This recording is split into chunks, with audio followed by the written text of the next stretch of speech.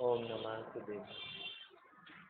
नमो हरिहंताय, नमो श्रीराम, नमो हरिराम, नमो वज्राय, नमो लोहे सौवसाय। वंदितु सौवसिद्धे ध्रुवमचलमणोहवं गतिं पते गोच्छामि समयपाहुडे मेळमोत्सुदकेवली भणिदम्। गुजराती अनुवाद આમાં જોઈ લો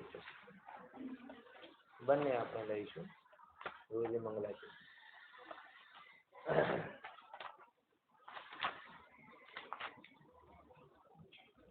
5 नंबर पाना। ध्रुव अचल ने अनुपम गति पामेल सर्वे सिद्धने वंदी कहूँ श्रुत केवली बात समय का व्रत।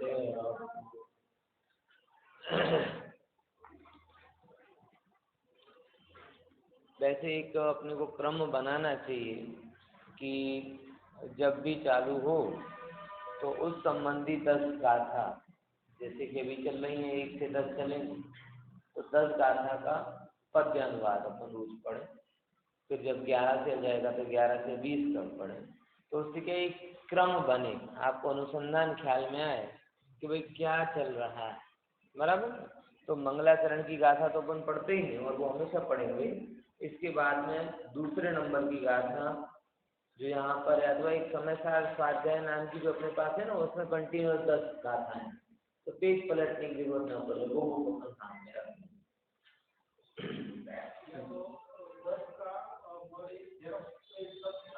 ना वो 10 बदलता जाएगा। हाँ ना ये बुक है अपनी पास, स्वाध्याय नामनी बुक है। हाँ ये है अपनी, एમાં બધા ગ્રંથોના પદ્યાનુવાદ છે। પછી શું ઝેરોક્સ કરાવવામાં વાંધો નહીં, પછી એ પાછળથી પ્રોબ્લેમ થાય, પછી ગમે ત્યાં પે પાના જાય ને તો એ પછી થાય। हाँ बराबर। जीव चरित दर्शन ज्ञान स्थित स्वसमय निश्चय जानो सिद्ध कर्म पुद्गल प्रद। आज बहुत मंगल दिवस है कि भरत क्षेत्र के भगवान, भरत क्षेत्र के भगवान श्री समयसार परमागम की मूलभूत गाथाओं की अपन सामान्य अर्थ ही सही उसको अपन लेना, क्रम में लेना, स्वाध्याय के क्रम में लेना। कुछ बातें जो इस बारे में जानना जरूरी है। सबसे पहली नंबर की बात कि अभी ये लेने का उद्देश्य क्या है। तो इसके 2 मूल कारण हैं। सबसे मूल कारण जो प्रासंगिक है वो ये है कि इस वर्ष पूरा मुमुक्षु जगत गुरुदेव को समयसार प्राप्ति के 100 वर्ष का जैसे कि उजवणी करना है।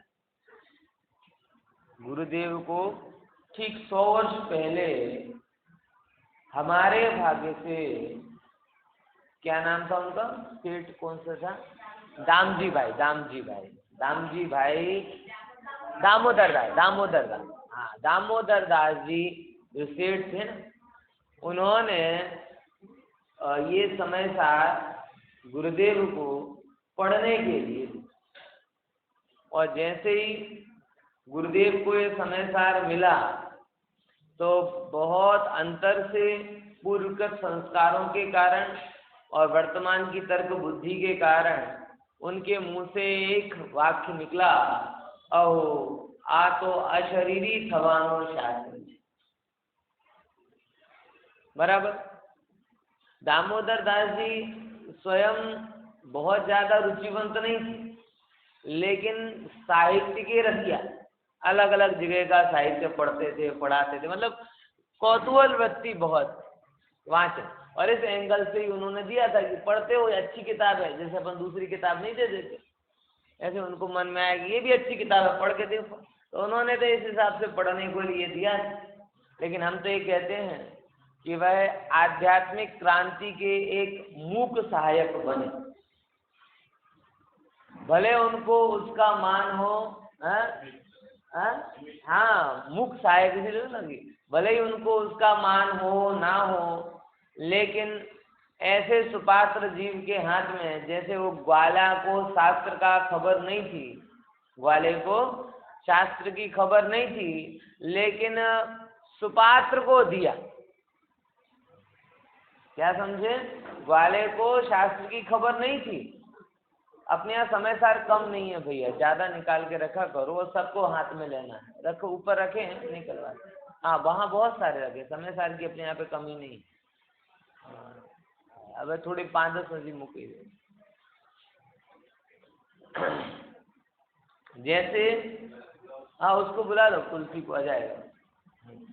जैसे उस ग्वाले को जंगल में जलता हुआ देखा पूरा, तो उसे ये तो पता चला कि भाई ये ग्रंथ महिमाशाली है, लेकिन मैं इसका अर्थ समझने में असमर्थ हूँ, तो उसने उसे सुपात्र को दिया। और उस सुपात्र को देने का फल क्या निकला कि अगले भाव में वही ग्वाला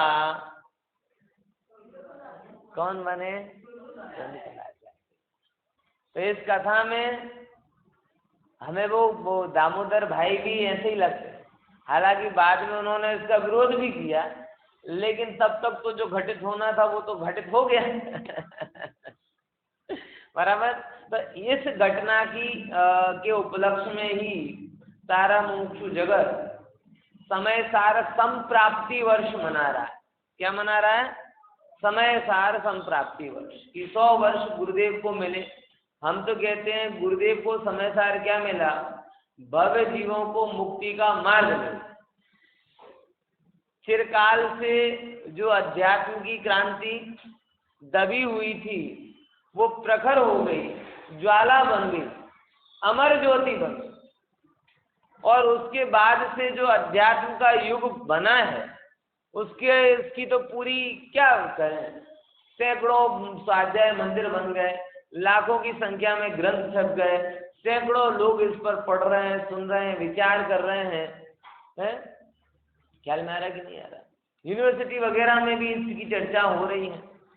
सर्वत्र आत्मा और समय सार ये पर्यायवाची बन गए। माल तो इसमें भरा ही था, माल तो इसमें भरा ही था, लेकिन गुरुदेव ने जो धारा प्रवाह रूप से अक्षर अक्षर का व्याख्यान किया, इसके माध्यम से मुमुक्षु जीवों को ये बात, और जब मैं मुमुक्षु कह रहा हूं तो मुमुक्षु मंडल वाले मुमुक्षुओं को नहीं ले रहा, मुमुक्षु का सच्चा अर्थ जिसको कहते हैं अपन, मोक्ष का इच्छुक। मात्र मंडलों तक सीमित करना ये समय सार का अपमान है, कुनकुन आचार्य देव का अपमान है, दिगंबर धर्म का अपमान, बराबर। क्योंकि ये समय सार तो आध्यात्मिक क्रांति का सूत्र है, आध्यात्मिक जो गुरुदेव ने शब्द बोला अशरीरी होने का मार्ग है। तो उस उपलक्ष्य में मेरा भी एक विचार था कि चलो अपन समय सार की चर्चा प्रारंभ करते हैं। चर्चा के 3 प्रकार हो सकते थे, उसमें से सबसे संक्षिप्त रूप हमने सिलेक्ट किया। 3 प्रकार हो सकते थे, जैसे मैंने आपको बताया कि एक तो गाथा समय सार, एक फिर गाथा और प्लस टीका, टीका में दोनों टीका प्रसिद्ध, अमृतचंद्राचार्य जैसे नाचार्य, कलश इत्यादि, और तीसरा समय सार समग्र, तो समग्र में उस संबंधी जितना भी साहित्य है वो सब की चर्चा करें। लेकिन बाकी के दोनों प्रकार इस वर्ष में शक्य नहीं हो पाते, बहुत विस्तार हो जाता है। 5 वर्ष 7 वर्ष कितने निकलते मुझे भी पता, इसीलिए वो शक्य अभी मुझे नहीं लगा। तो सबसे संक्षिप्त रूप जो कुंदकुंद आचार्य देव ने 415 गाथाएं लिखी हैं, हम मात्र उनका पारायण करेंगे। कुंदकुंद आचार्य देव ने क्या लिखा, हम उसको समझने पर जोर देंगे। बराबर, गाथार्थ और उसका सामान्य अर्थ, इतना अभी अपना ये लक्ष्य रहेगा, जिससे क्या हो, आगे का रास्ता जिस रास्ते पर आपको जाना हो ना, वो पता भी चले। कल के दिन जब टीका वगैरह भी अगर आप स्वाध्याय करना हो तो एक थोड़ी विषय वस्तु आपको ख्याल में हो तो उसको आप शांति से समझ सकते। दूसरे नंबर, एक तो ये कारण ये हुआ, दूसरा कारण है कोरोना। कोरोना के कारण भी ये मुझे भाव हुआ, बहुत सारे जीवों की इच्छा थी कि हम स्वाध्याय करेंगे, लेकिन जब ऐसे देखा कि आयु का कोई ठिकाना नहीं है, और मुझे लगा कि जो मेरे भरोसे बैठे उनका क्या हो सच में है। बहुत सारे लोगों को पंडित जी आप पढ़ाओगे ना, आप पढ़ाओगे तब पढ़ेंगे। अब किसी के भरोसे नहीं बैठना चाहिए, बात सही है, लेकिन बैठे हैं उनका क्या। तो मन में ये भाव उसी समय से प्रबल हुआ थोड़ा। पहले बीच में एक ग्रंथ और लेने का विचार था, प्रवचन सार वगैरह, जो मेरे सिलेबस के हिसाब से समय सार से पढ़ने के पहले जरूरी है। बराबर, पहले मैंने मेरे सिलेबस के अनुसार ही पढ़ाया। सबसे पहले सिद्धांत प्रवेश का, मोक्ष मार्ग प्रकाशक, सामान्य संशोधन के लिए, अंदर की भूल निकालने के लिए, तत्वार्थ सूत्र, सारा का सारा सिद्धांत समझने के लिए, गुणस्थान विवेचन, न्याय मंदिर, ये जो भी छोटे छोटे ग्रंथ लिए, वो सब हर एक ग्रंथ का थोड़ा थोड़ा आपको परिचय करने के लिए। अभी उसके बीच में एक था प्रवचन सार, ज्ञान परक शैली, फिर उसकी नींव के ऊपर अध्यात्म का शिखर यानी समय सार बांधने की योजना थी। कोई बात नहीं, वो भी होगा, ये गाथा समय सार के बाद में वो करेंगे, फिर ऐसे करेंगे, कोई बात, समय की बात। तो भाव मूल इतना था कि ये आयु का ठिकाना नहीं, कब किसको क्या हो जाए। तो जो बिल्कुल भी रस से वंचित हैं, उन जीवों को थोड़ा थोड़ा इसका मर्म ख्याल में आए कि कुंदकुंद आचार्य देव ने क्या कमाल किया। तो इस आधार से ये इस विकल्प से प्रेरित होकर भी समय सार का सबसे संक्षिप्त रूप मात्र गाथा समय सार, उसकी अपन इसमें चर्चा करें। समय सार का आधार और कुंदकुंद आचार्य देव, इनके बारे में थोड़ी सी चर्चा अपेक्षित है। बराबर, कुंदकुंद आचार्य देव के बारे में कुछ भी नहीं मिलता है। जो भी मिलता है वो बहुत बाद के साहित्य में मिलता है। ध्यान से समझना ना, हम भले ही मनाते हैं बसंत पंचमी को आचार्य पद मिला, ये इसको जन्म हुआ, लेकिन ये सब कथा कोश आदि ग्रंथों के आधार से है। वास्तव में उनको शुद्धोसी बुद्धोसी की जो हम बात बोलते हैं कि भाई कुंदकुंद आचार्य देव की माताओं ने ऐसी लोरी सुनाती थी, ये भी कथा नहीं, ये तो एक कुंदकुंद आचार्य देव के ऊपर M.B. पाटिल हुए, उन्होंने एक लघु कथा जैसी लिखी है आचार्य कुंदकुंद देव, महावीर पाटिल जो नाम है उनका, उन्होंने लिखी है, और उसके आधार से सब बातें चलती हैं। और लेकिन उन्होंने स्वयं उनका कोई बहुत आधार नहीं दिया। आधार समझते हैं ना। अब मैं थोड़ा रिसर्च पॉइंट ऑफ व्यू वाला व्यक्ति हूँ, इसलिए हर वस्तु का आधार खोजता हूँ। माँ की समाचार पत्र छापे के जैसे पढ़ना हो तो बात सब सही है।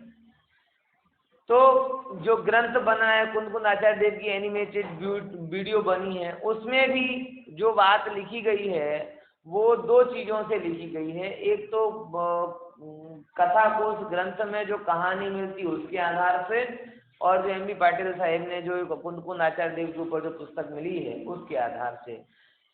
दोनों में कोई शिलालेखी प्रमाण, अन्य कोई प्रमाण नहीं है, यानी कि बहुत ज्यादा प्रामाणिक उस चीज को नहीं कहा जा सकता। लेकिन दो बातें जो है, एक तो जो प्रामाणिक जानकारी और एक कथा रूप जानकारी। दोनों जानकारियों को हम आपके सामने शेयर करें। प्रामाणिक जानकारी के रूप में कुंदकुंद आचार्य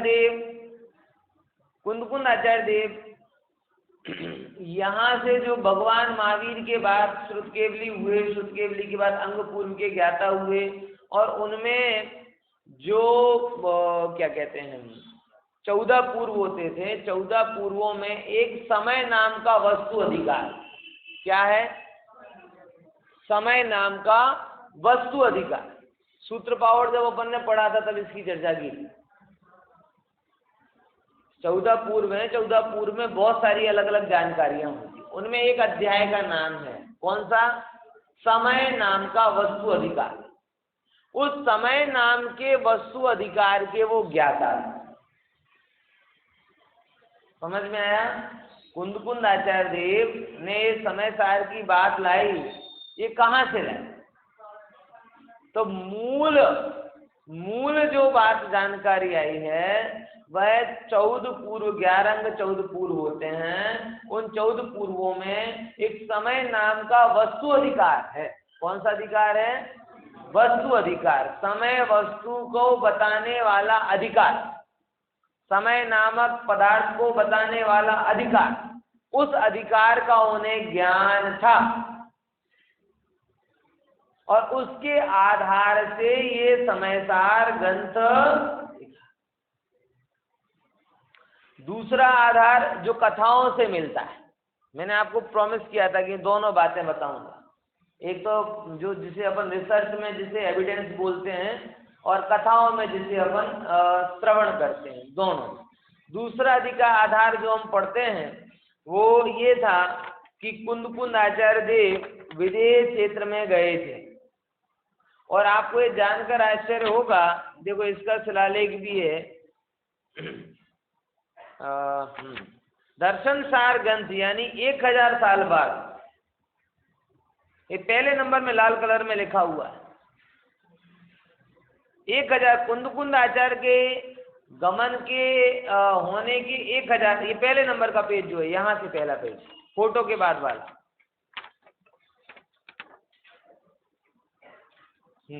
उसमें देखो दूसरे नंबर के पेज पर दर्शन सार ग्रंथ के आधार पर लिखा है। दर्शन सार ये ग्रंथ देवसेन आचार्य का है, और लगभग देवसेन आचार्य का टाइम 1000 संवत ईस्वी, यानी एग्जैक्टली कुंदकुंद आचार्य के 1000 साल बाद ये पहला प्रूफ मिला है, जहां पर ये लिखते हैं कि सीमंदर स्वामी के पास थी मड़ेला दिव्य ज्ञान बड़े। એટલે कुंदकुंद आचार्य देव का जो समय सार का ज्ञान अथवा समय सार आदि जो भी 84 पावन उन्होंने लिखे, इसका ज्ञान कहाँ से आया? तो एक ये अर्थ भी इसका निकलता है कि वह विदेह क्षेत्र में सीमंदर स्वामी के दर्शन करने के लिए गए थे, वहां 8 दिन रहकर देशना सुनी थी, और उस देशना के आधार पर भी उन्होंने इन ग्रंथों की रचना। इस पर अपन थोड़ी चर्चा और बाद में करें। तो कथा के रूप में क्या कहा जाता है, जो हमने बचपन से सुनी थी या अभी भी सुनी है, या वीडियो में देखी, आपने देखी ना कुंदकुंद आचार्य देव वाली वीडियो, कि बैठे बैठे उन्हें क्या कहते हैं, तत्व में कोई शंका हुई। अब तत्व की शंका हुई, ये शब्द बड़ा खतरनाक, क्योंकि तत्व में शंका हुई ये कहना मतलब सम्यक दर्शन में प्रश्न, कोई सूक्ष्म विषय उन्हें समझ में नहीं आया, ऐसा कथा में विकल्प है कहते। तो वहां से उनको ये ख्याल में आया, तो वो सिमंदर भगवान ने सद्धर्म वृद्धि रस्तु का आशीर्वाद दिया, और सद्धर्म वृद्धि रस्तु का आशीर्वाद दिया। तो फिर आगे अरे गजब बात है, ये गजब बात है, हम सब बैठे हैं, अब आशीर्वाद दिया, ये भी बड़ा है। देखो कथा भले ही लिखी गई है, लेकिन प्रश्न चिन्ह उठाओ ना तो हर जगह उठते। बोले भगवान तो ओंकार वाले हैं, उनको आशीर्वाद कैसे देंगे? ख्याल में है कि नहीं है? तो प्रश्न अगर करने जाओगे ना तो हर कथा की हर पंक्ति पे प्रश्न होता है? तो कैसे? भगवान तो ओंकार ध्वनि बांध रहे थे और शंका का समाधान सबका हो रहा था। आपकी शंका हमारी ओंकार ध्वनि से सॉल्व हो रही है, आपकी शंका वो भी ओंकार ध्वनि सॉल्व, इनकी शंका का इन्हें कैसे पता चला? है, ख्याल में है कि नहीं है। लेकिन कथा तो कथा की शैली में लिखी जाती है, कथा कथा की शैली में लिखी जाती है। इसीलिए उनको जो तत्व की जिज्ञासा, मैं तो ऐसा मानता हूँ मेरी दृष्टि में, उनको जो किसी विषय में विकल्प होगा वो किसी अवधि ज्ञानी उनके पूर्व मित्र को ऐसा लगा कि ये इस समय यहाँ पे इसे इस जाति का विकल्प हो रहा, तो उनको ऐसा भाव हुआ होगा कि हम जाकर उनको यहाँ पर ले। भगवान आशीर्वाद देते हैं दिगंबर परंपरा में तो नहीं, आप समझो, क्योंकि आशीर्वाद भी शुभ राग की क्रिया है और शुभ राग की क्रिया के लिए राग तो होना चाहिए। तो भगवान जो वितरागी हो वो सरागमयी क्रिया कैसे करे? श्वेतांबर परंपरा में होता है ऐसा, आशीर्वाद भी देते हैं, दीक्षा भी देते हैं, उपदेश भी देते हैं, ये तीनों चीजें होती हैं। दिगंबर परम में वितराग दशा में ये तीनों बातें शक्य नहीं। तो भगवान ने सद्धर्म वृद्धि रस्तु का आशीर्वाद दिया होगा, ये बात भी कथाकार का एक भाव है, वस्तुस्थिति नहीं। लेकिन अन्य अन्य जीवों को ऐसा विकल्प जो उनके हुए होंगे, उनको ऐसा विकल्प आया होगा कि भाई क्या है हमारे भरत क्षेत्र में, कौन है, ऐसा कभी कभी होता है ना अपने को नेट पे, जैसे अपन सर्फिंग करते रहते हैं कि भाई क्या हो रहा है क्या हो रहा है। बहुत सारे लोग जैसे रात की क्लास में जुड़ते हैं ना, पर सुनना नहीं होता, वो ज्वाइंट हो जाते हैं, इसके लिए देखते हैं क्या हो रहा है, फिर 2 मिनट बाद खत्म हो जाते हैं, चले जाते हैं, उड़ते उड़ते विजिट करते हैं कौतूहल से कि रोज मैसेज आता है, वो क्या रहा है, चलो देख 2 मिनट देखते हैं, हाँ बहुत बराबर चल समझे कि नहीं समझे? ऐसा होता है ना। तो ऐसे ही कौतूहल से कभी किसी को भाव हुआ हो कि भाई भरत क्षेत्र में क्या है, तो उनको उनकी कुनकुन आचार्य के अंदर की शंका का पता चला हो और उनको राग हुआ हो कि ऐसे सुपात्र आचार्य भगवंत को साक्षात परमात्मा का दर्शन करवाने का हम लाभ लें, तो फिर उनको जो भाव हुआ और वो उनको लेके गए। और दूसरा कारण ये भी था कि चारण रिद्धि भी थी उनको, लेकिन चारण रिद्धि से गए या किसी की प्रेरणा से गए, एक बहुत सारी बातें उसमें आती हैं, उस पर अपन भी ज्यादा चर्चा नहीं। टूक में ये है कि किसी निमित्त से उनका वहां पर जाना हुआ बराबर, और वहां रहकर उन्होंने सीमंद्र भगवान की देशना को सुना और आके ग्रंथ लिखे। अब आके ग्रंथ लिखे, ये बात आपको क्या लगती है, सही की गलत? विचार ही है, अपन सही गलत में नहीं पहुंच रहे अभी, क्योंकि आधार नहीं तो अपन विचार करते हैं मात्र से। देखो, कुंद आचार्य देव को जो समझना था वो विदेश क्षेत्र जाके नहीं समझे, समय सार उनको दिव्य ध्वनि से समझ में नहीं आया, समय सार तो दिव्यानुभूति से समझ में आया। ध्यान से समझना ये बात, क्या बोला, समय सार दिव्य ध्वनि के कारण समझ में नहीं आया, क्योंकि दिव्य ध्वनि से अगर समझोगे तो फिर बाकी आचार्य भगवंत जिनको दिव्य ध्वनि सुनने को नहीं मिली, क्या वो आत्मज्ञान के रस से वंचित थे? ऐसा मानना पड़ेगा। तो दिव्य ध्वनि से उन्हें लाभ हुआ होगा निश्चित रूप से, लेकिन वो लाभ समय सार का लाभ नहीं, वो लाभ प्रवचन सार आदि कुछ ज्ञान की सूक्ष्म चर्चा जहां पर की गई है, तो निश्चित रूप से जो दिव्य ध्वनि की छटा हम कह सकते हैं वो समय सार में नहीं है। समय सार में तो हमें सर्वत्र अनुभव की छटा दिखाई देती है, दिव्य ध्वनि की वहां पे कोई चमक उतनी ज्यादा नहीं जरूरत। लेकिन प्रवचन सार ग्रंथ में जो ज्ञान और ज्ञेय की सूक्ष्म चर्चा है, वो ज्ञान ज्ञेय की सूक्ष्म चर्चा को देखकर जरूर लगता है कि यहाँ दिव्य ध्वनि का, और नाम भी यही बताता है, समय सार, समय मतलब शुद्धात्मा, प्रवचन सार, प्रवचन सार, प्रवचन मतलब क्या,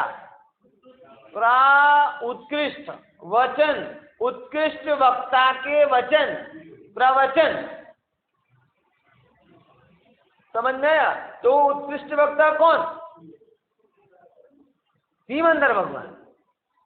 तो जो ग्रंथ का नाम उन्होंने जो 8 दिन सुना, सीखा, समझा है, वह है शायद, सब शायद में ही बात है।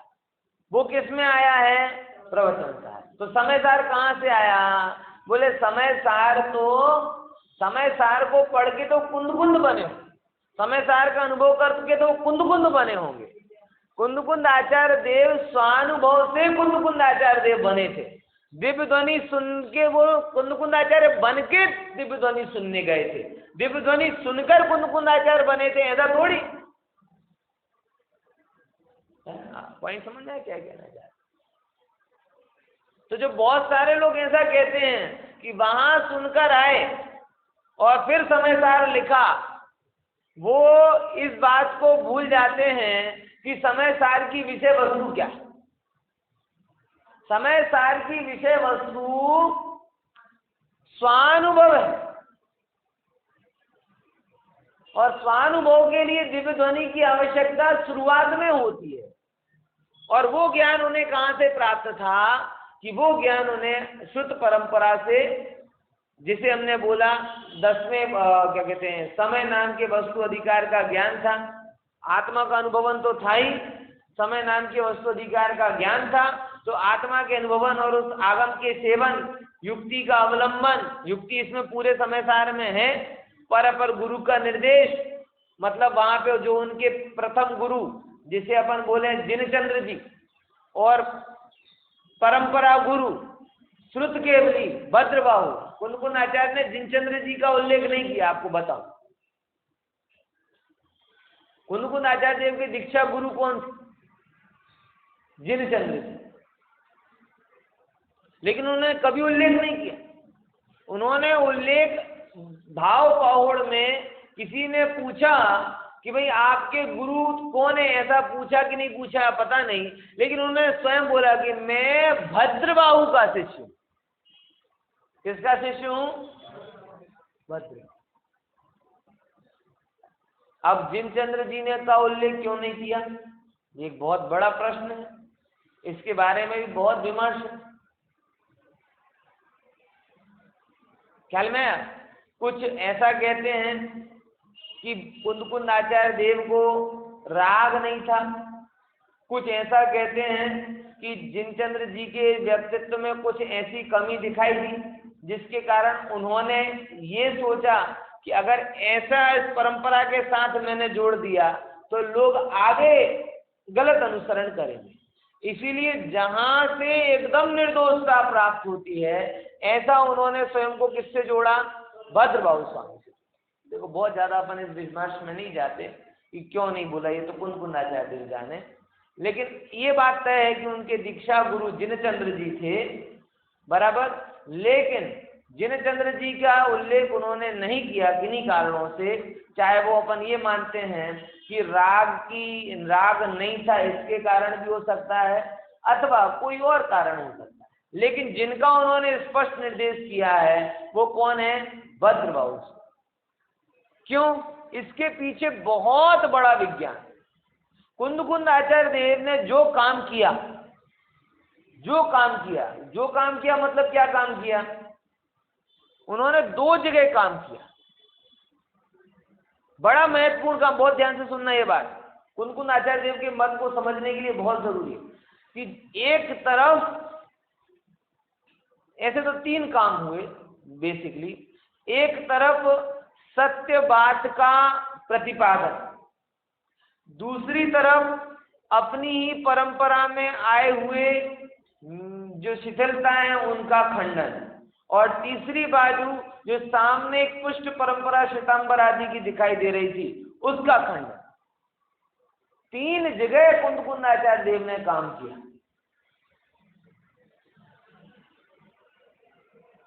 और तीनों जगह उन्हें विद्रोह का सामना करना पड़ा। यही बात आई समझ। आत्मा की बात सुनना, ये कुंद कुंद आचार्य देव की जब आप गाथाएं पढ़ेंगे तो आपको ख्याल में आएगा कि उनको कितना कठिन मार्ग उन्होंने चुना। जैसे आज गुरुदेव की बात को सुनकर तुरंत लोग व्यर्थ की बातें करने लगते हैं, ऐसे शुद्धता को धर्म बोलोगे तो लोग मंदिर आना छोड़ देंगे, ये करना छोड़ देंगे, इसका खंडन करोगे तो वो हो जाएगा, उसका खंडन करोगे, तुरंत जैसे पग पग पर विरोध होता है ना, ऐसे सैकड़ों विरोध उन्हें शुद्धात्मा की बात को कहने में आए।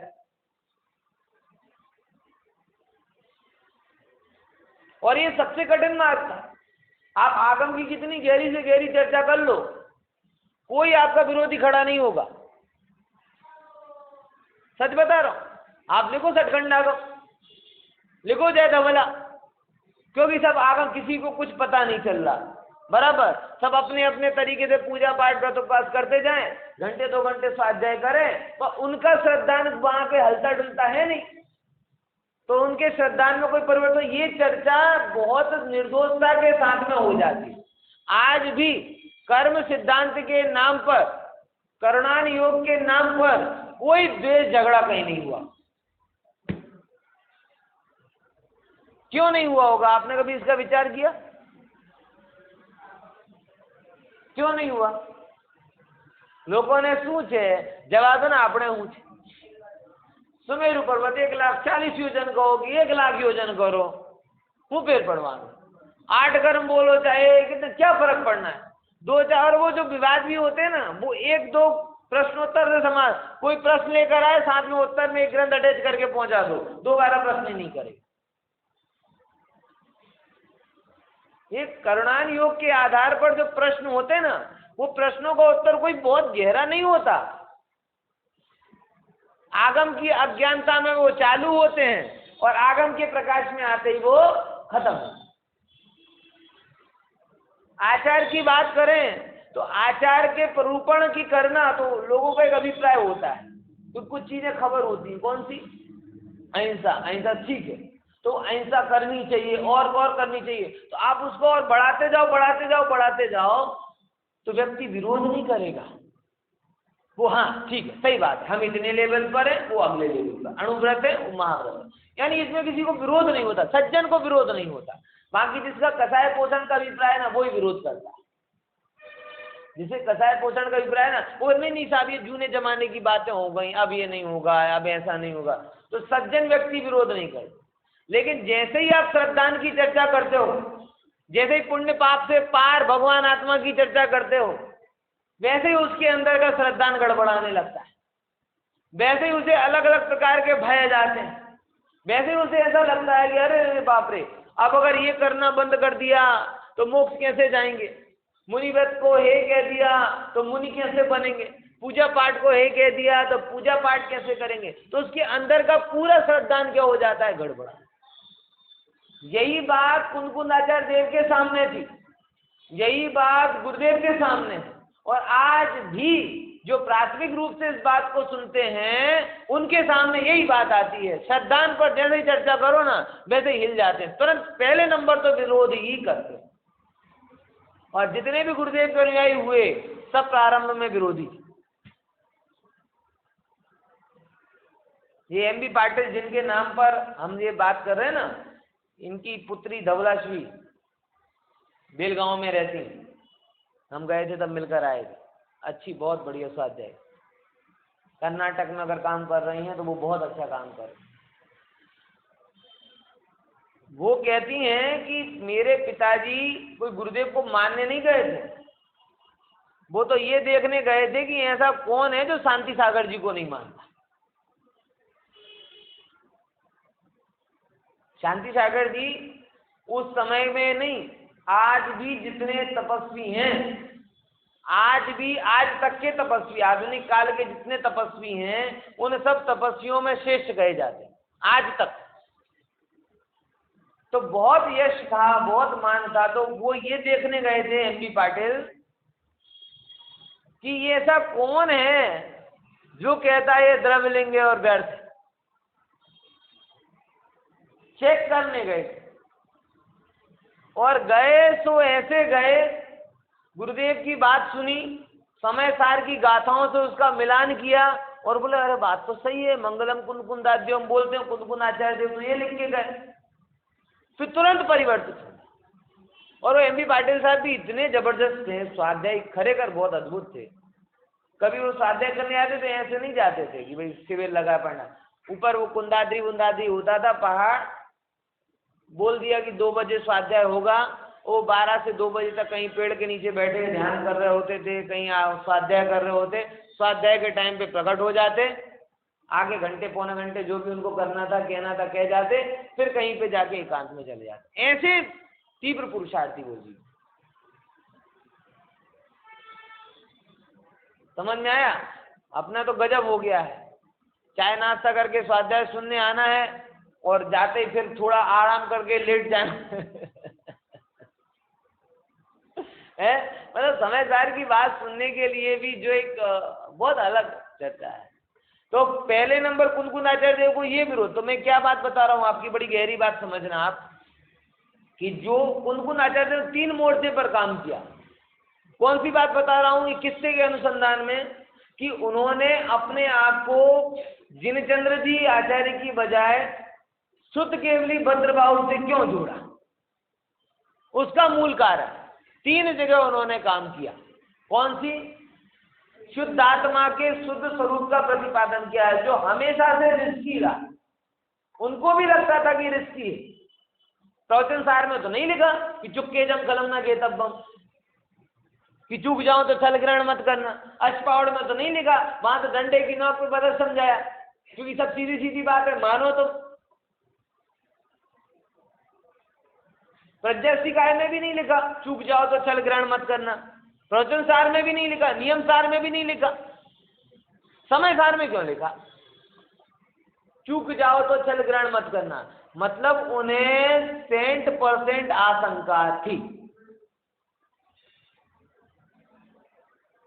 जैसे अपन कभी करते ना, व्यापार करते हैं, शेयर लेते हैं, तो शेयर वाला कह देता ना भाई रिस्की है, अगर सही पड़ा तो सही पड़ा, नहीं तो लॉस भी हो सकता है।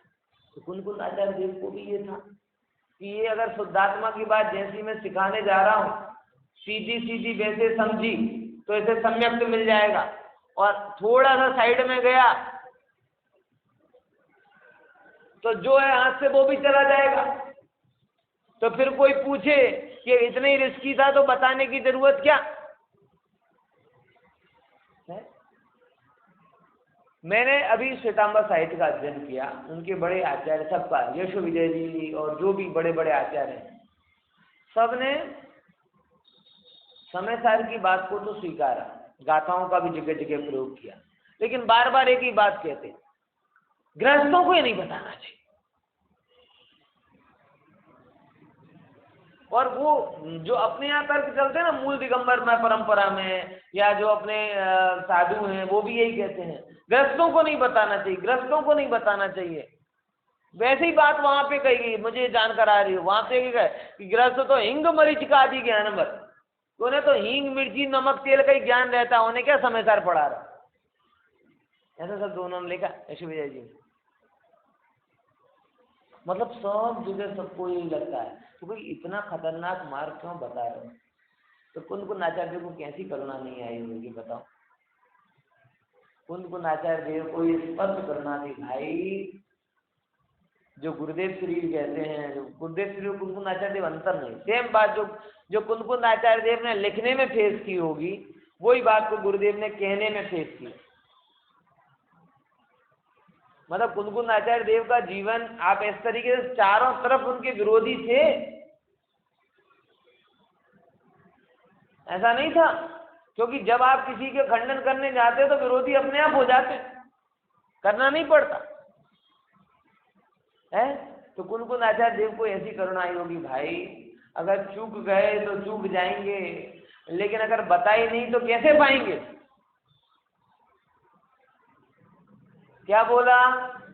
क्योंकि गुरुदेव कहते ना आजे मानो काले मानो अनंत काल पछी मानो, पण आ मान्या वगर झटको नहीं। कि भाई तुम आज नहीं मानना चाहते, तुम्हारा जिगर साथ नहीं देता, घबरा जाते हो, पुण्य को हे सुनकर, शुभाशुभ भावों को हे सुनकर, जड़ की क्रिया पर की क्रिया को हे सुनकर घबरा जाते हो, ये लगता है कि मेरा धर्म मुझसे छिन गया। अरे भले मानस, तेरा धर्म जो छिना वो तेरा धर्म नहीं, और इनको छीनने से जो तुम्हारी मिथ्या मान्यता हटी और सही मान्यता प्रकट हुई, वो ही धर्म। यही करुणा, मतलब आप अगर, मैं कराऊंगा आपको इस बात की पुष्टि कराऊंगा, हर 2 गाथा के बाद में एक सावधानी वाली गाथा दे देते हैं। 2-4 गाथा कॉमन आध्यात्म के जोर से कहते हैं, फिर थोड़ा लगता है कि नहीं, अगर इसको इस रूप में नहीं समझा तो तुरंत थोड़ी गड़बड़ हो जाए। इसलिए हर गाथा के बाद में विराम गाथा बोलते हैं, हर थोड़ी 2-4 गाथाओं के बाद में वो पुष्टि वाली गाथा बोल देते हैं, जिसे अपन कहना है कि भाई, मैं कुनकुन आचार्य देव का सीधा सीधा स्टेटमेंट है कि भाई, मैं तुम्हें शिथिलाचारी भी नहीं होने दूंगा और मैं तुम्हें मिथ्या दृष्टि भी नहीं रहने दूंगा। इन 2 के बीच में पूरा समय सार लिखा हुआ है। कौन सी 2 बातें? मैं तुम्हें शिथिलाचारी भी नहीं होने दूंगा और तुम्हें मिथ्या दृष्टि भी नहीं रहने दूंगा। इसीलिए मिथ्यात्व की घातक दिव्यास्त्र भी इसमें मिलते हैं, और शिथिलाचार में ना पड़ जाओ, इसको संभालने वाला आधार भी मिलता है। इसीलिए मैं कहता हूं सबसे, समय सार पूरा पढ़ो। और इसीलिए यहाँ पे अभी क्या हो रहा है पता है, हम लोगों ने, जो सच बता रहा हूं, ईमानदारी से अगर मैं हाथ उठवाऊं, कितने लोग हैं अपने मुख्य अभी उपस्थित में जिन्होंने आद्योपांत समय सार को पढ़ा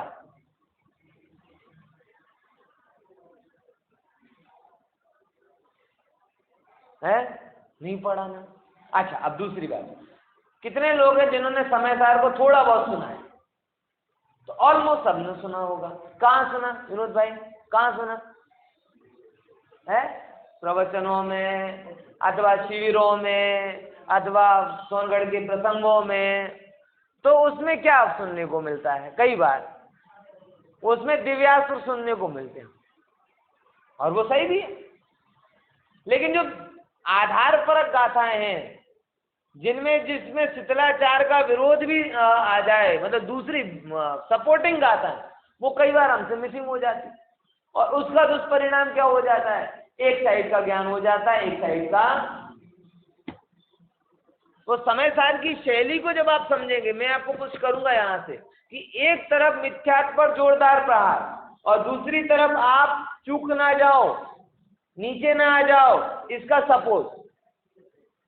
तो कहते हैं कुमार वाली शैली, पीछे हाथ ऊपर थाप। हाथ हटा के अगर आपने वो सुना होगा तो क्या होगा? आत्मा तो शुद्ध ही है।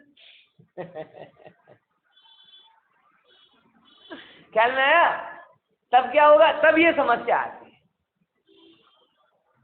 ख्याल में है ना? तो कुनकुन आचार्य देव ने ये जो मार्ग चयन किया ना, ये बहुत खतरनाक। इसीलिए बहुत सारे लोग, लेकिन कुनकुन आचार्य देव का निर्णय पक्का था कि इसके बिना इसका भला तो कहना तो पड़े। यही बात गुरुदेव ने कही कि जब बार बार लोग ये कहते थे, देखो समय सार का कोई विरोधी है ही, क्योंकि जब आप समय सार सुनाओगे और उसमें शुद्धात्मा की बात आएगी तो कोई उसका विरोध नहीं करता। विरोध किसका होता है? समय सार का नहीं होता। जब कहते हैं आप ऐसा करोगे तो ऐसा हो जाए, यहां विरोध होता।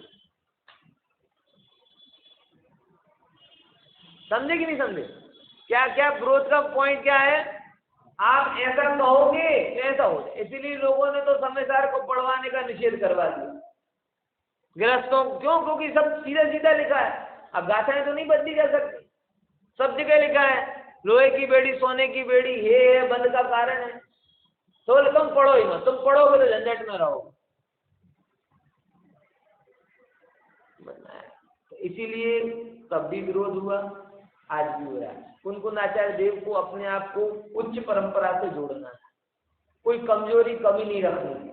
इसीलिए दूसरे नंबर की बात कहाँ पे उन्होंने?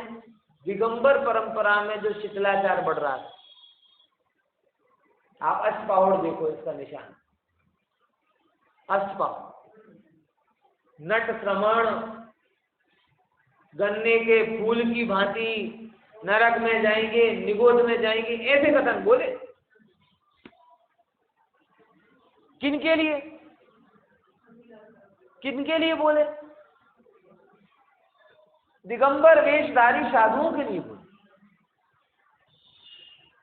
अब आप सोचो कि जो भी हैं वो अपनी अपनी जगह थोड़े वर्चस्व वाले तो होंगे और उनका विरोध भी हो रहा होगा।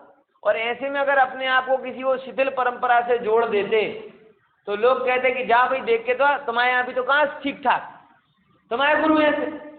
इसीलिए उन्होंने किसके जोड़ा अपने आप को?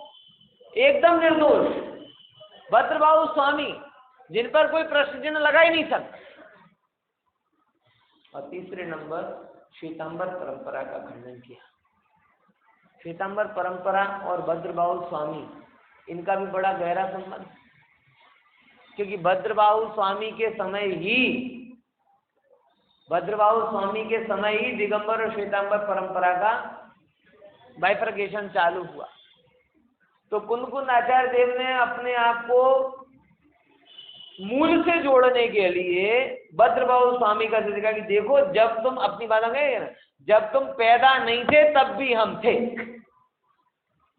अपन कोई कहते नहीं है ना, हम भी जाएंगे बेटा जब तुम हुए नहीं थे ना तब हम थे। तो तुम कहते हो कि हम ये हैं, अरे जिनके सामने विभाजन हुआ हम तो उनके से थे। पॉइंट समझ में आया? तो तीनों चीजों का व्यवस्थित श्रद्धान करने के लिए कुंदकुंद आचार्य देव ने अपने आप को कहां से जोड़ा? जिनचंद्र आचार्य से नहीं जोड़ा। अपने आप को कहां से जोड़ा? भद्रबाहु। क्योंकि भद्रबाहु तक की परंपरा जिनवाणी में बिल्कुल स्पष्ट है, कोई कंफ्यूजन किसी को नहीं। भगवान महावीर के निर्वाण के बाद 3 अनुबद्ध केवली हुए। कौन कौन से? गौतम स्वामी, सुधर्म स्वामी और जम्बू स्वामी। और 3 अनुबद्ध केवलियों के बाद में 5 श्रुत केवली हुए। कौन कौन से है? नंदी, नंदी मित्र, हाँ, फिर विष्णु यानी अपराय विष्णु, और यहाँ पे 5वें नंबर के कौन हुए? भद्र। नंदी, नंदी मित्र, विष्णु, अपराजित और भद्रबाहु। ये बिल्कुल सेम मिलते हैं। आपको पता है दिगंबर परंपरा में भी यही नाम मिलते हैं और श्वेतांबर परंपरा में भी सेम नाम मिलते हैं। पता है आपको ये बात? कोई फेर नहीं। इसीलिए कुंदकुंद आचार्य देव ने अपने को मूल से जोड़ने के लिए किसके साथ में रखा? भद्रबाहु स्वामी। हाँ बोले। तो बहुत हाँ हाँ हाँ पहले लेकिन लेखन की परंपरा ही नहीं थी ना भैया। पहले लेखन की परंपरा ही नहीं। आप फिर क्यों नहीं लिखा, ये प्रश्न होना था ना। हाँ, तो पहले लेखन की परंपरा ही नहीं। श्रुत केवली का मतलब क्या हुआ? वो भी 300 साल बाद है। भद्रबाहु स्वामी के 300 साल बाद है। बीच का जो भद्रबाहु स्वामी, देखो मैं थोड़ी सी परंपरा आपको स्पष्ट कर दूं, एक क्लियर भगवान महावीर, उनके बाद लगभग मैं संख्या बोला लगभग एक एवरेज मान के चलना 2-5 साल का कम नीचे हो तो चला लेना, है ना, कि भगवान महावीर का निर्वाण हुआ। उसके बाद में लगभग 75-80 ईयर्स तक 3 केवली रहे। उसके बाद 125 या 130 साल तक श्रुत केवली आए। फिर उसके बाद में अंग पूर्वों के ज्ञाता बचे, सिंगल, और ये पीरियड कम से कम 200-300 साल का था। उसके बाद में जब सब कुछ खत्म हो गया तब जाके हमारे पास में 2 परंपराएं बचती हैं, एक दर्शनाचार्य की परंपरा, एक कुंदकुंद आचार्य देव की परंपरा। एक प्रथम श्रुत स्कंद, एक द्वितीय श्रुत स्कंद। ये सब कौन है? ये सब प्रथम श्रुत स्कंद जो लुप्त होता गया ना ज्ञान। उसके बाद में जो महाकर्म प्रकृति अधिकार था, उस महाकर्म प्रकृति का जो कषाय था उसका ज्ञान था, उससे चली गुणभद्रा की ये जो परंपरा अपन कहेंगे छठखंडागम की परंपरा, वस्तु नामक अधिकार से, और समय नामक अधिकार का ज्ञान था, उससे चली समय सार की परंपरा, मतलब द्वितीय श्रुत स्कंद की परंपरा, अध्यात्म की परंपरा और आगम की परंपरा। पॉइंट समझ में आया? ख्याल में आया कि नहीं आया? तो पहले ऐसा ही था, लेखन के काम तो बहुत बाद में चालू, और इसके लिए भी आपको पता नहीं हो, लेकिन लेखन के लिए भी हर नई चीज का विरोध होता है। उनको आचार्य देव ने जैसे गुरुदेव के क्या कहते हैं प्रवचन को जब ऑडियो और वीडियो में करने गए ना, तो लोगों ने विरोध किया। अरे वो नैरोबी का बताते, नैरोबी में प्रवचन की वीडियो रिकॉर्डिंग हो रही थी ना, तो बहुत सारे लोग विरोध कर रहे थे। बोले कैसा विरोध? बोले देखो जो रिकॉर्ड कर रहा ना, इस बाहर से जा रहा ना, बाहर से वो बाहर पैरों में आ रहा है। क्या क्या बोला था उस समय के बुद्धिजीवियों ने कि जो तुम रिकॉर्ड कर रहा ना, किस में जा रहा है? बाहर में जा रहा है, मतलब गुरुदेव बाहर में घुस गए, और बाहर तो पैरों में से जा रहे हैं, तो तुम गुरुदेव का अपमान कर रहे हो। क्यों? गुरुदेव पैरों में जा रहे हैं। ऐसे कह के कितने लोगों ने उस चीज का विरोध किया, तब बाहर की सेटिंग ऊपर ऊपर से करवाई ना, तब जाके वो माने वीडियो रिकॉर्डिंग की।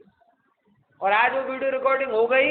मैं तो नैरोबी गया था, तब उनको बोला था कि आपका सबसे बड़ा मुमुक्षु जाति के ऊपर क्या उपकार है कि हम जैसे लोग जिन्होंने गुरुदेव को देखा नहीं, कम से कम आपने वो 5-7 प्रवचन बता दिए, तो हम देख के अंदाजा तो लगा सकते हैं कि कैसे लगते थे, कैसे उनका वास्तव्य व्याख्यान में मुद्रा बनती थी, कैसा अहोभाव होता। तो जैसे इसका विरोध हो रहा है ना, ऐसे कुनकुन आचार्य देव ने जब लिखने का विचार किया ना, तो उसका भी बहुत विरोध हुआ। इसीलिए एक सरस्वती आंदोलन चलाया गया, सरस्वती आंदोलन, और जिसमें लेखन को प्रोत्साहन दिया। और उस सरस्वती आंदोलन का फल स्वरूप है कि आज हम जो जिनवाणी देख रहे हैं ना, वो उसकी उस क्रांति का फल स्वरूप। नहीं तो उस समय भी लोगों का यही विरोध था, और विरोध के कारण बड़े सीमित थे। कौन कौन से? कि तुम लिखने जाओगे, ये स्याही तो सचित होती है, पत्ते का हिंसा होती है, स्याही में हिंसा होती है, संभालेगा कौन, नष्ट हो जाएगी तो पाप लगेगा, असाधना होगी, ये होगी वो होगी। आज आपको ये बातें बड़ी कॉमन लग रही, लेकिन 2000 साल पहले के मानस को देखकर देखो, ये बात को लोगों को बिठाना कि हम जिनवाणी आपके भले के लिए कर रहे हैं, ये समझाना मुश्किल। एक बाकायदा आंदोलन चलाना पड़ा इसके लिए, सरस्वती, और इसके प्रोधक कुनकुंदाचार्य।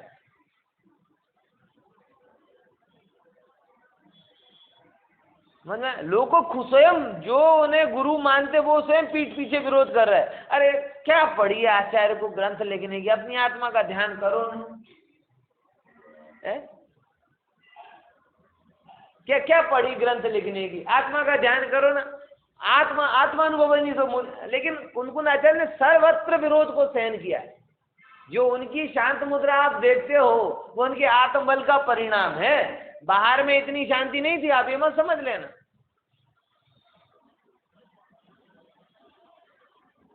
समझ में आया कि नहीं आया? हम तो ये मान के चलते हैं कि बस सब बढ़िया हो रहा होगा, ऐसा नहीं था। चारों बाजू विरोध था, और जो भी विद्रोही प्रवृत्ति का होता है, मतलब सामाजिक मान्यताओं को जो मूल से हिलाता है, चाहे टोडरमल जी हो, चाहे गुरुदेव श्री हो, चाहे कुनकुन आचार्य देव हो, उनका जीवन एकदम सहज नहीं होता। सहज मतलब सहज शब्द तो ठीक है, सरल नहीं होता, कठिन होता है, विषमताएं आती हैं उनके जीवन। जो भी व्यक्ति आपको गुजराती में ना छंछेड़ो नहीं ना ત્યાં સુધી શાંતિ છે। કોઈને પણ છંછેડશો તો એ પણ મુદ્દા એ છે ભાઈ, તું ખોટામાં સાચું માનીને બેસેલો છે તો પછી તને છંછેડવાની જરૂર પડે। તું ક્યાં ક્યાં ધર્મ માનીને બેસ્યો છે તો છંછેડવાની જરૂર પડે। આ બધા મહાપુરુષોને એવું જ કર્યું છે, क्योंकि उनके बिना वो बात अंदर तक पहुंचे नहीं। बढ़िया तो बाकी क्या है, चलता रहता है, आप सुनाओ हम सुनेंगे, बढ़िया है। गुरुदेव मुख पट्टी नहीं निकालते तो सब लोग तैयार थे ना, सुनाएंगे, आप सुनाओ हम सुन लेंगे, बस तुम तुम्हारा काम करो, हम हमारा काम करेंगे। आप बात को समझो। इसलिए कुंदकुंद आचार्य देव का जीवन बहुत बहुत मेरे हिसाब से जिस तरीके का काम उन्होंने किया है उस तरीके के काम में ऐसा नहीं कि अब स्मूथ ही चला होगा, बहुत विरोध सहन किया होगा। इसीलिए उन्होंने अपने आप को श्रुत केवली से जोड़ा कि अपने अंदर उनके चरित्र में तो कोई कमी नहीं थी, उनके चरित्र में कोई कमी निकाल भी नहीं सकता था, लेकिन कदाचित गुरु के कारण या किसी और चीज के कारण कोई विरोध ना करे, इसके लिए उन्होंने अपने आप को कहां से जोड़ा, सीधा सीधा भद्रबाहु। और इसके मैंने तीनों कारण बताए कि सबसे पहले दिगंबर परंपरा में पड़े हुए शीतलाचार के खंडन के लिए, और श्वेतांबर परंपरा से भी भिन्न दिखने के लिए, जहां से श्वेतांबर परंपरा विभाजित नहीं हुई थी उसके पहले मूल से जोड़ने के लिए भी क्या किया, उन्होंने अपने आप को भद्रबाहु स्वामी से जोड़ा। ये सब कितने साल पुरानी बात है? कथा और इतिहास दोनों ही लगभग कुंदकुंद आचार्य देव को विक्रम की पहली शताब्दी का दूसरी शताब्दी का मान। कथा और इतिहास में मकरवा शिलालेख वगैरह हैं उनमें, और कथाओं में जो कथा मिलती है दोनों ने कहा माना है, पहली शताब्दी बराबर। तो ये अभी कुंदकुंद आचार्य देव का आधा परिचय हुआ, और थोड़ा बहुत परिचय अपन कर दें।